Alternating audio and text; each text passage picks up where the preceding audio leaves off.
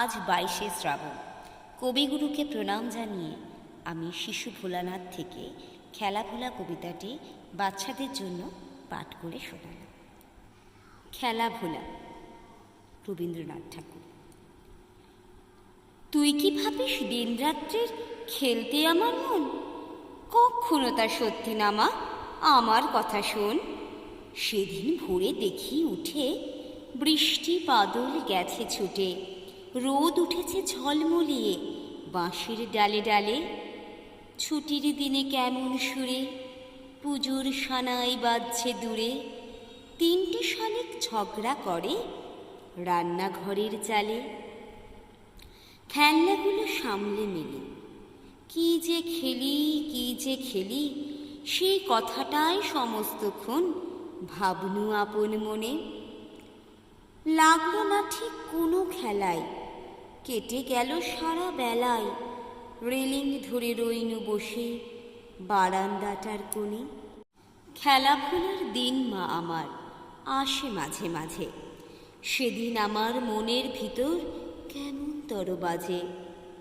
শীতের বেলায় 2 প্রহরে দূরে কাদের ছাদের পরে ছোট্ট মেয়ে রোদ্দুরে দেয় বেগনি রঙের শাড়ি।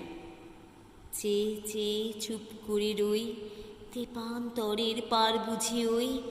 মনে ভাবি ওইখানেতেই আছে রাজার বাড়ি। থাকতো যদি মেঘে ওরা পক্ষীরাজের বাচ্চা ঘোড়া, তক্ষুনি যে যেতেম তারে লাগাম দিয়ে কষে। যেতে যেতে নদীর তীরে ব্যঙ্গমা আর ব্যঙ্গমীরে পথ শুধিয়ে নিতেম আমি গাছের তলায় বসে। একদিন যে দেখেছি তুই বাবার চিঠি হাতে, চুপ করে কি ভাবিস বসে ঠেস দিয়ে জানলাতে।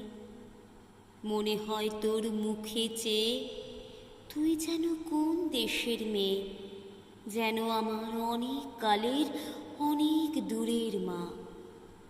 কাছে গিয়ে হাতখানি ছুঁই, হারিয়ে ফেলা মা যেন তুই, মাঠ পাড়ে কোন বটের তলার বাঁশির সুরের মা।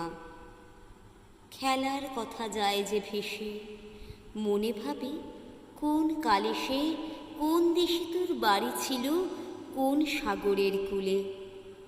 ফিরে যেতে ইচ্ছে করে অজানা সেই দ্বীপের ঘরে, তোমায় আমায় ভোরবেলাতে নৌকাতে পাল তুলে।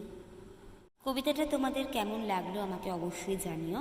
ভালো লাগলে অবশ্যই কমেন্টে লিখো তোমাদের মূল্যবান মতামত। আমাকে নতুন করে আরও কিছু তৈরি করাতে অনুপ্রাণিত করবে। আজ এই পর্যন্ত, আবার দেখা হবে নতুন একটা ভিডিওতে। টাটা।